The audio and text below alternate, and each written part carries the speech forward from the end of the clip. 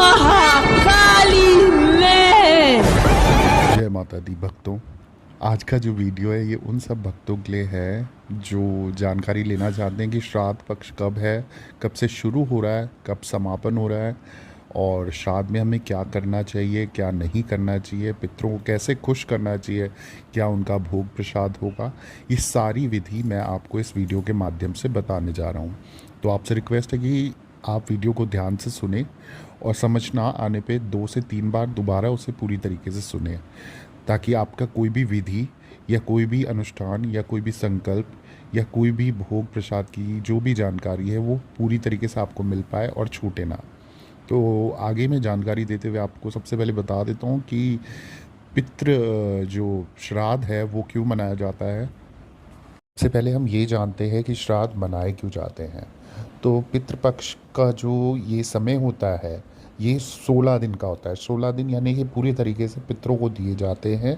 साल में एक समय निर्धारित होता है और उस समय पे हमें पितृ सेवा करनी होती है। तो इनकी सेवा क्यों करनी होती है? क्योंकि हम इनके ऋणी होते हैं। क्या होता है कि जैसे हमारे पूर्वज हैं और जो बड़े हैं वो उन्होंने हमारे को पाला पोसा, हमारे लिए सब कुछ करा, तो उनके ही कुटुंब से हम बढ़ते जा रहे हैं, वंश वृद्धि होती जा रही है। तो उसमें कोई सुखी रहता है, कोई दुखी रहता है, तो सब कुछ ये पितृ सेवा पे निर्धारित होता है। तो उनका मान सम्मान, उनका जो अधिकार, जो जीवन भर उन्होंने हमारे लिए करा है, उसके हम एक तरीके से ऋणी हो जाते हैं, जिसकी वजह से हमें ये पितृ श्राद्ध करना होता है। इसमें जो भाव चाहिए होता है, श्राद्ध शब्द है वो श्रद्धा से ही प्रेरित है। तो इसमें पितरों के प्रति हमारी श्रद्धा होनी चाहिए।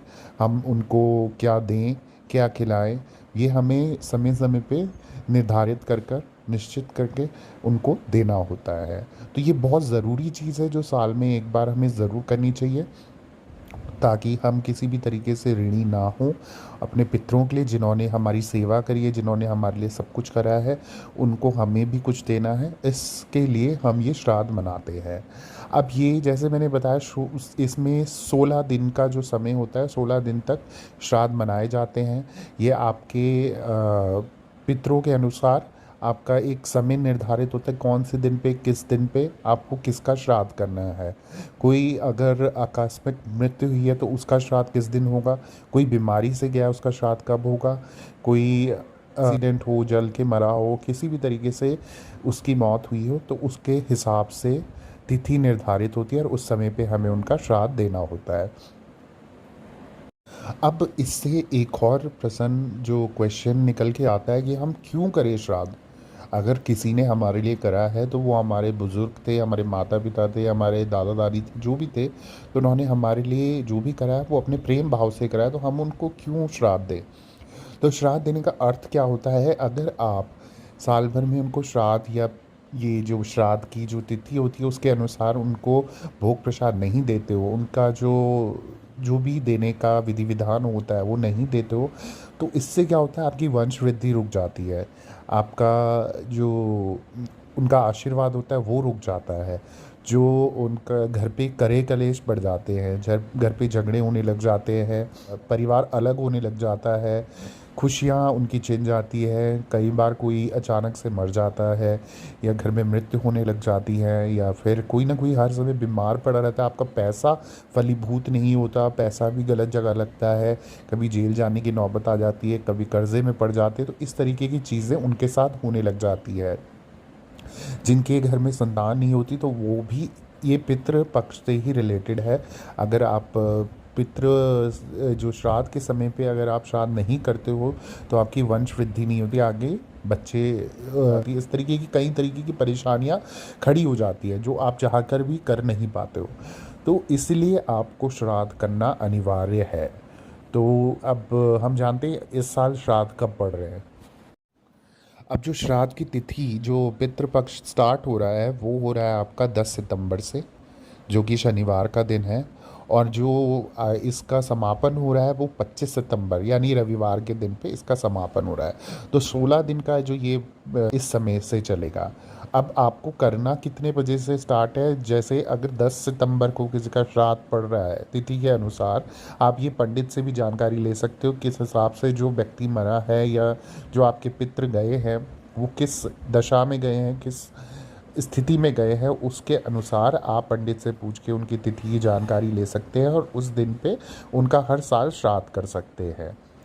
तो ये जानकारी आपको पंडित देने में सक्षम होगा। तो अभी क्या है कि अब 10 सितंबर से श्राद्ध शुरू होने वाले हैं, तो उसमें हम कितने बजे से श्राद्ध कर सकते हैं।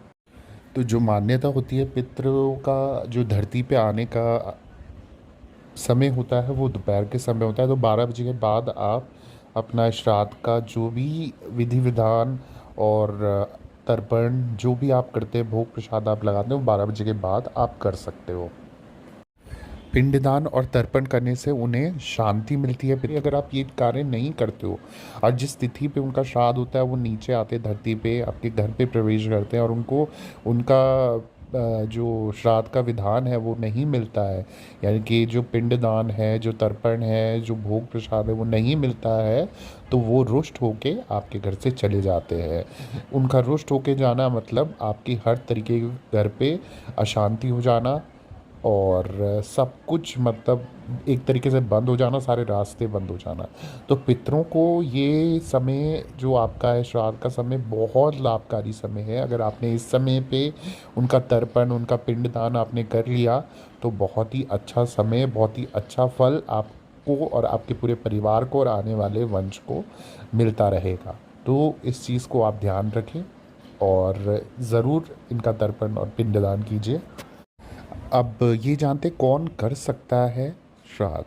तो श्राद्ध करने के लिए जिसके माता पिता नहीं है वो ही श्राद्ध करेगा, वो ही पिंडदान कर सकता है। यानी कि अगर जिसके माता पिता का किसी का श्राद्ध करना है तो उनका पुत्र सर्वप्रथम, सबसे पहले पुत्र उनका श्राद्ध करेगा। अगर पुत्र नहीं है तो अगर उनकी बेटी है और बेटी की शादी नहीं है तो बेटी श्राद्ध कर सकती है, वो पूरी पूरी हकदार है उनका। अगर उनमें बेटा भी नहीं है, बेटी भी नहीं है, शादी हुई थी या हुआ है, तो बेटे की बहू कर सकती है या उनका नवासा कर सकता है, जो उनका नाती कर सकता है। तो आगे वाला कोई भी वंश का जो बच्चा है वो कर सकता है। और अगर ये भी नहीं है तो उनके सास ससुर कर सकते हैं। तो इस तरीके से अगर सर्वप्रथम तो पहले पुत्र का हक रहेगा, अगर वो नहीं है तो फिर उससे आगे वंश कर सकता है उनका, और या फिर उनके पुरोहित कर सकते हैं अगर इनमें से कोई नहीं है। तो इस चीज़ का हमें बहुत ज़रूरी ध्यान रखना है कि पिंडदान कौन कर सकता है।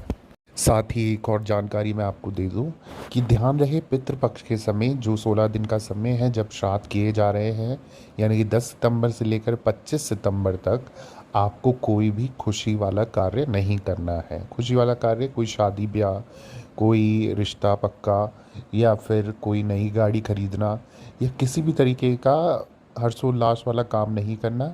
मान्यता ऐसी है कि अगर आप इस तरीके कोई भी खुशी वाला काम करते हैं तो आपके पितृ उससे दुखी होते हैं।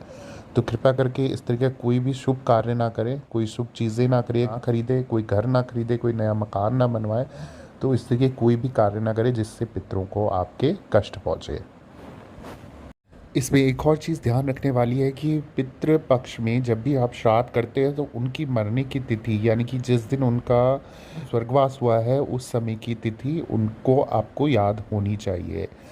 अगर आपको याद नहीं होती है तो वैसे तो कहा जाता है कि जिस दिन वो उनका देहांत हुआ है, किसी भी जो भी जिनका भी आप श्राद्ध कर रहे हो उनका जिस दिन देहांत हुआ रहता है उस तिथि को अगर आप याद रखें, उस तिथि के अनुसार ही आपको श्राद्ध करना चाहिए। अगर वो याद नहीं है तो जो आखिरी श्राद्ध होता है उस समय पे सभी के नाम का श्राद्ध आप कर सकते हैं अगर आपको तिथि याद नहीं है। अब पितृपक्ष के समय यानी कि श्राद्ध के समय जो 16 दिन आपके चलते हैं उस समय पे आप क्या चीज़ें ध्यान रखनी चाहिए। आपको एक तो नॉनवेज यानी कि कोई भी मीट मांस मदिरा का प्रयोग नहीं करना चाहिए। घर पे इस तरीके की कोई भी गलत चीज़ नहीं लानी चाहिए, ना ही कोई गलत कार्य करना चाहिए। दूसरा, अगर कोई दरवाजे पे कोई भी भिक्षुक आता है, कोई मांगने वाला आता है, कोई भी इंसान आता है तो उसको सर्वप्रथम तो आपको अनादर नहीं करना है। उसको बिल्कुल रिस्पेक्ट से, आपको बिल्कुल सम्मान देते हुए उसको जो भी दक्षिणा या जो भी आप देना चाहें वो दे सकते हैं। और हो सके सबसे अच्छी चीज़ होगी अगर उसे अन्न ग्रहण करा सके तो वो भी बहुत अच्छी चीज़ होगी, क्योंकि कहा जाता है इस समय पितृ आपके धरती पे होते हैं। आप भी अगर वो किसी भी रूप में आपके घर पे प्रवेश कर सकते हैं, तो इसलिए किसी भी व्यक्ति को खाली ना लौटाएं, किसी व्यक्ति का घर पे आए अनादर ना करें, घर पे कोई लड़ाई झगड़ा ना करे, घर पे कोई भी तरीके के गलत चीज़ ना करे जिससे पितृ रुष्ट हो जाएं आपके, या आपके जीवन में कठिनाई पैदा हो जाए। ऐसी भी मान्यता है कि गरुड़ पुराण के अनुसार आपके जो सबसे पहला जो भोग लगता है वो कौवे को लगता है, कि कौवे पितृ के रूप माना जाते हैं, और इस समय पे जो पितृ आते हैं वो कौवे के रूप में आते हैं। तो उनके लिए हमेशा जो भोग लगेगा वो आप छत पे उनके नाम का भोग लगा सकते हैं, ताकि कौवे आए और वो खा जाएं। क्योंकि अगर कौवे आके वो अन्न ग्रहण कर लेते हैं तो इसका मतलब आपके पितृ वो अन्न ग्रहण कर चुके हैं। अब इसमें आपको ये भी ध्यान रखना है, श्राद्ध पक्ष की पहली पूर्णिमा और जो 13वां 14वां और 15वां श्राद्ध होता है, अमावस्या वाला होता है, तो उस समय पे आपको दान पुण्य ज़रूर करना है। ऐसा माना जाता है कि इस समय पे अगर आपने दान पुण्य करा तो वो तिगनी चौगनी तरीके से आपके लिए फलीभूत होता है, आपके वंश के लिए फलीभूत होता है, आपके परिवार के लिए फलीभूत होता है। तो इसमें घी और गुड़ का दान ज़रूर करें, वो आपके लिए बहुत लाभकारी होगा। आपको बहुत सारे उस चीज़ के फल मिलेंगे, आपके रास्ते खुलेंगे, आपके कार्य बनेंगे। और साथ ही साथ इसमें हनुमान चालीसा का पाठ ज़रूर करना है। और जो लोग नहीं करते हैं वो इस 16 दिन श्राद्ध के समय पे हनुमान चालीसा का नियमित रूप से पाठ करें और बाकी पूजा विधान से श्राद्ध करें। इस समय पे जिनकी भी कुंडली में पितृ दोष होता है उनके लिए ये समय बहुत लाभकारी है। इस समय दान पुण्य करने से, विधि विधान से श्राद्ध करने से और पूजा विधि करने से आपको बहुत अच्छा फल मिलेगा। तो और जिन लोगों को नहीं पता है कि उनके कुंडली में पितृ दोष है भी या नहीं है, तो कुछ चीज़ें वो ध्यान रखें, जैसे कि कोई आकस्मिक मृत्यु किसी के घर पे हुई हो, किसी को बहुत कष्ट हो के मृत्यु हुई हो, कोई बहुत दुख में अगर गया हो तो उसके घर पे भी पितृ दोष लग जाता है, या जीवन भर आपने किसी का श्राद्ध नहीं करा हो तो भी पितृ दोष लग जाता है, क्योंकि आपके पितृ रुष्ट हो जाते हैं आपसे। तो इसके लिए आप विधि विधान से दान पुण्य करिए, उनका भोग प्रसाद लगाइए और श्राद्ध तिथि के अनुसार, नियमित अनुसार आप ज़रूर कीजिए। तो इससे आप पितृदोष के ऋण से मुक्त हो जाएंगे। अब आइए जानते हैं कि श्राद्ध में जो विधि से हमें पूजा विधान करना होता है, तर्पण करना होता है, पिंडदान करना होता है, कैसे करते हैं, तो उसकी जानकारी मैं आपको दे देता हूँ। तो इसमें सर्वप्रथम आपको सबसे पहले क्या करना है, गणेश जी का ध्यान करना है। उनसे बोलना है कि जो भी आप ये कार्य कर रहे हैं इसमें आपको सफलतापूर्वक आशीर्वाद दे, और इस विधि को, इस विधान को और इस श्राद्ध को सफल बनाएं, ताकि पितृ खुश हों और आपको गणेश जी का आशीर्वाद लेते हुए इस चीज़ का विधि विधान से आपको शुरुआत करनी है। तर्पण करने की विधि है, उसमें आपको एक साफ़ बर्तन लेना है जिसमें आपका साफ़ जल लेंगे, थोड़ा सा उसमें गंगा जल, दूध, काले तिल, चंदन और साथ ही साथ जौ और चावल उसमें मिला दीजिए। अब ये सब सारी सामग्री को आप अच्छे से मिश्रित कर लीजिए, मिला दीजिए, और दक्षिण की तरफ मुंह करके आपको बैठ के आपको दाहिने हाथ में ये ध्रुवा या फिर आपको कुशा लेनी है, और उसे 2 बारी, यानी कि जैसे आपकी अगर कुशा सीधी है तो उसको मोड़ दीजिए और अपने दाहिने हाथ में पकड़ लीजिए। अब सर्वप्रथम आपको हाथ जोड़ के प्रार्थना करनी है अपने पितरों से, अपना गोत्र का नाम लेते हुए, जिस भी गोत्र से आप हैं, चाहे गर्ग गोत्र हो, चाहे भारद्वाज हो, या कोई भी आप जिस गोत्र से हैं उस गोत्र का नाम लेते हुए आपको उनसे रिक्वेस्ट करनी है, विनती करनी है कि हमारा ये तर्पण आप स्वीकार करें। अब जिस भी आपने बर्तन में दूध, जल और बाकी सामग्री मिलाई है उसके साथ में ही आप एक परात रख लीजिए जिसमें आप तर्पण करेंगे और जल उसमें डालेंगे। तो जब जलांजलि देंगे तो आपको कम से कम 3 बार ही जलांजलि देनी है, और जिसके नाम का भी आप तर्पण कर रहे हैं या श्राद्ध कर रहे हैं उसका नाम लेते हुए कि मैं इस व्यक्ति के नाम से, यानी कि जो भी आपके पिता हैं, जिसके दादा दादी, जो भी जिनका भी आप श्राद्ध कर रहे हो उनका नाम लेते हुए और ये जलांजलि स्वीकार करें, ऐसा कहते हुए आपको तर्पण दूसरी तरफ, यानी कि खाली वाले जो नया परात आपने लिए उस पे आपको तर्पण करना है। तो जो भी आपका रिश्ता है उस व्यक्ति के साथ जिसका आप श्राद्ध कर रहे हैं, वो रिश्ता बोलते हुए, नाम बोलते हुए, और बोलना है कि मैं ये जलांजलि दे रहा हूँ। ऐसा आपको 3 बार विधि विधान से करना है, और साथ में कहना है कि मैं जलांजलि दे रहा हूँ काले तिल के साथ, और आप इसे स्वीकार कीजिए। और तस्मै स्वदा नमः का जाप कीजिए। इसी प्रकार से आप किसी भी अपनी माता के लिए, अपनी दादी के लिए या किसी भी फीमेल के लिए जब आप ये विधान कर रहे हैं, तो उसी तरीके से आपको 3 बार उनका नाम लेते हुए और रिश्ता बोलते हुए आपको ये अर्पण करना है। और जो मंत्र जाप करना है वो होगा तस्से स्वदा नमः। साथ ही साथ जब आप अमावस्या पे जब आपको सबके नाम का एक श्राद्ध करना होता है, तो उस पे आप एक तर्पण ज़रूर कीजिए कि जिसमें आप ये बोल सकें कि जिसका मेरे कभी भी किसी भी जन्म से लेना देना रहा हो, या इस जन्म में कोई लेना देना है, या जिनके नाम का श्राद्ध मैं नहीं कर पाया या नहीं मेरा कोई भी कुटुंब नहीं कर पाया, उनसे क्षमा याचना मांगते हुए आपको उनके नाम का तर्पण ज़रूर करना है। या फिर ऐसा बोलते हुए जो नर्क में यातनाएं भोग रहे हैं, जो किसी भी रूप में यहाँ यातनाएं भोग रहे हैं, तो उन सभी के नाम का मैं तर्पण करते हुए आशीर्वाद मांगता हूँ। और आप उनके नाम का 3 बार तर्पण ज़रूर कीजिए, चाहे वो आपके बंधु बांधव हो या ना हो, जिनका नाना नानी के कुटुंब से, दादा दादी के कुटुंब से, सबको याद करते हुए आप ये तर्पण कर दीजिए। इसके बाद आपको ब्राह्मण को भोजन कराना चाहिए। साथ ही साथ आपको यम स्तोत्र और पितृ स्तोत्र का पाठ ज़रूर करना चाहिए। समय अनुसार आप जैसा भी चाहें इस स्तोत्र का पाठ ज़रूर कीजिए। जो बर्तन का प्रयोग होगा तर्पण के लिए, वो हो सके तो कॉपर का हो या ब्रास का हो। अगर ये चीज़ें नहीं उपलब्ध हैं आपके पास, तो आप वैसे मैं सलाह नहीं दूंगा, पर अगर नहीं होता कई लोगों के पास, तो स्टील के बर्तन का प्रयोग कर सकते हैं। पितरों को भोग में क्या दे सकते हैं? पितरों को भोग में आपको सर्वप्रथम ऐसी चीज़ें देनी है जो कितने टाइम से भी रखी हो पर ख़राब ना हो।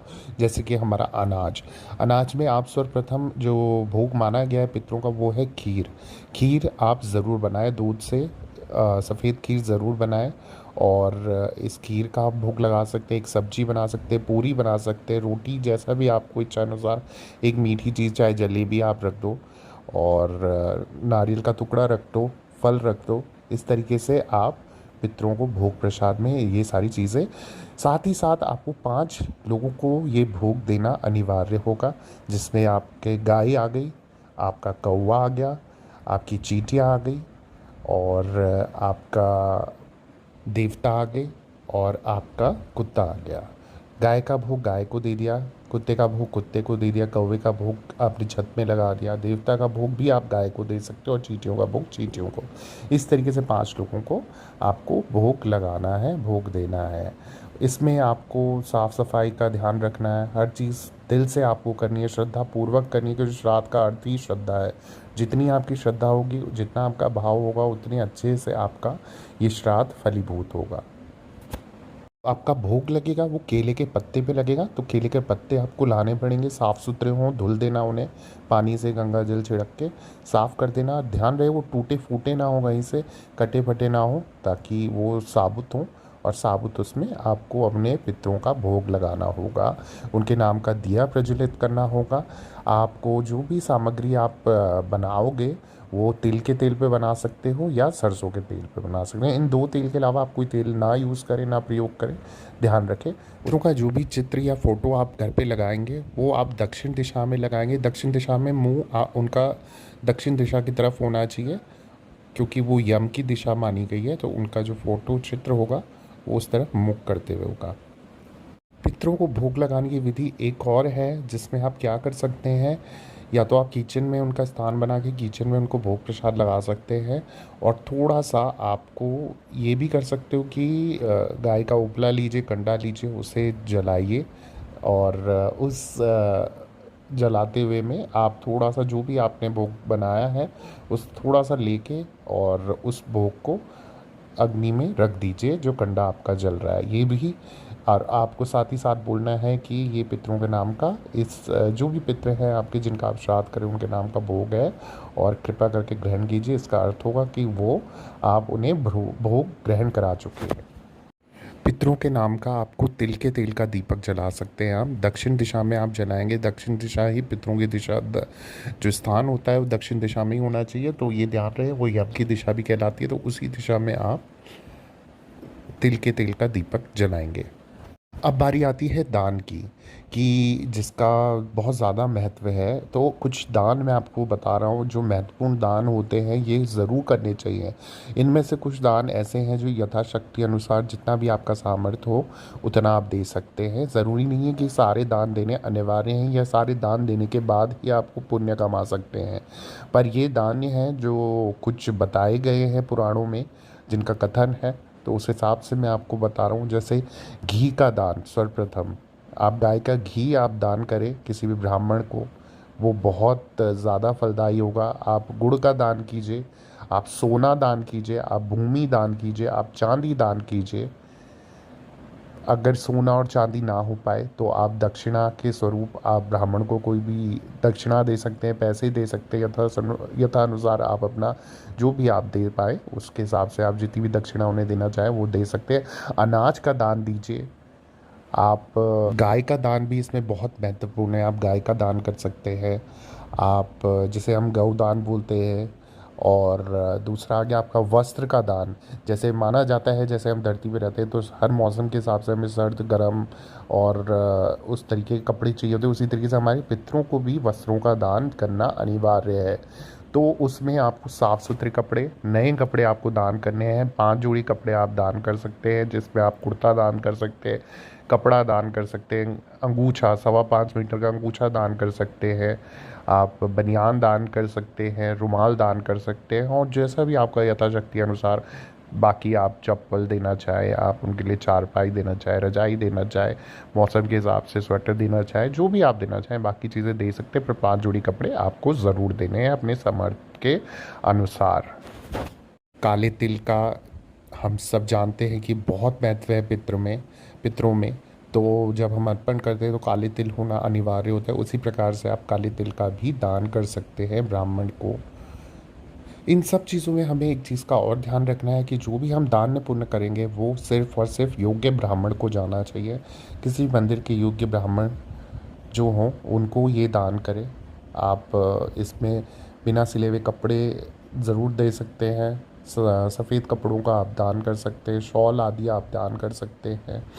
पर जो भी दान जाएगा ब्राह्मण को दान जाएगा। आप चाहे तो गरीब लोगों की मदद कर सकते हैं, पर जो पितृ पक्ष का समय होता है, जो श्राद्ध का समय होता है, उसमें सिर्फ और सिर्फ ब्राह्मण को दान देना महत्व बताया गया है, क्योंकि वो ब्रह्मदेव का अंश होते हैं और उनको दान करना, पितरों का दान, और आपको 3 गुना 4 गुना फल उससे प्राप्त होता है।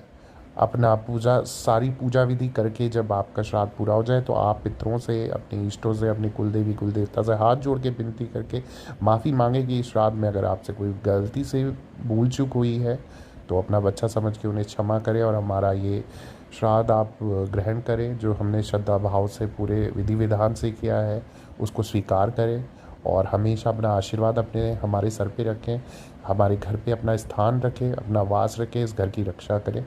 इस तरीके से आप प्रार्थना करते हुए, भूल चूक की माफ़ी मांगते हुए श्राद्ध कर सकते हैं।